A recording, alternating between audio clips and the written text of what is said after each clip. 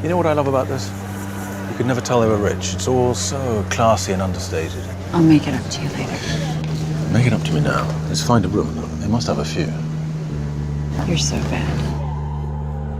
So let's talk about The Undoing, which is your latest project. It's very much about the public versus the private. So who your character, Jonathan Fraser, presents himself to the world as and who he actually is behind closed doors. Did that resonate with you as someone who lives their life in the public eye, the perception that people have of you, and what you're actually like when you're at home with your family and friends? I'm not sure that it particularly resonated in that way, but I've always thought that, people are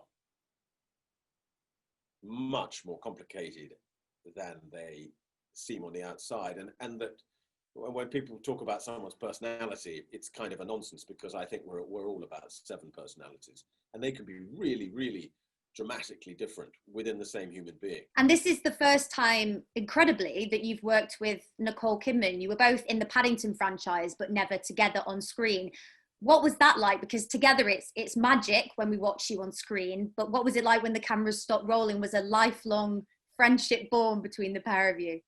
I've been bumping into Nicole for 25 years, and I've always got on well with her. You know that thing Brits have with Aussies. On the whole, we get on very well. She's got a silly and irreverent sense of humor, and she's easy peasy. And like I said, I've only seen the first 5 episodes. I've got one more to go. How do you think people are going to feel at the end? Will they be satisfied, shocked? I know you can't say much, but what can you tease, if anything? I just hope they've been entertained. For some reason, people have always enjoyed watching the life of the privileged unravel. It's always been thrilling and fun. And so they get plenty of that. And your CV is largely film. We watched you in A Very English Scandal. We've seen you in a handful of other things, but it is predominantly film. What attracted you to this? What was the driving motivation for saying yes to this particular project? Because you must get asked all the time.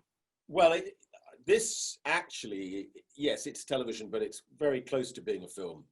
I am told that the normal way of doing American television is that a different director directs each episode, and that very often the actors don't have all the scripts before they start. They just arrive. So you don't know where your character's going or where the whole story's going as you're working. That was not the case with this.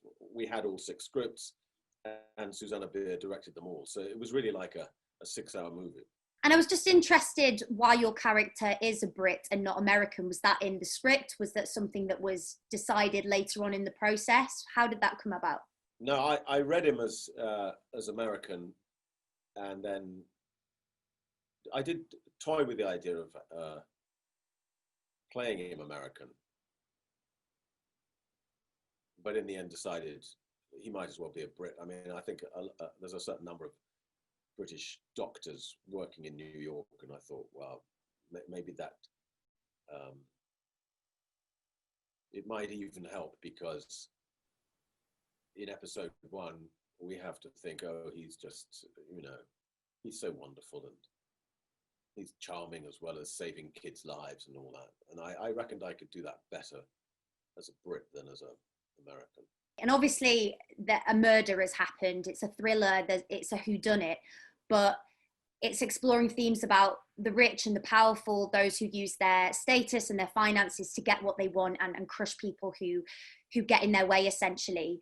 Is there anything that you want people to take from this? And do you think in 2020, even though these things have always been part of society and human nature, they've gained a new relevance with what we're seeing at the moment in America, for example, with Donald Trump? No, I'm not a big one for messages from films or television. I think we're just in the business of entertaining, and if you do that well enough, sometimes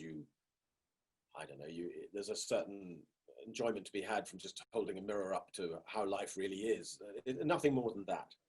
And was there a particular moment or a particular scene that really tested you in any way, or pushed you in a way that you haven't before, or has really stuck with you for some reason?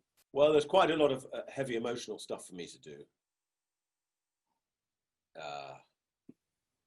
around family and in this film, and I'm not sure I've ever had to do that in quite the same way before. And it did help enormously now that I have, wife and kids that I love, and I was separated from when I was shooting the film. So it was quite raw, some of that for me.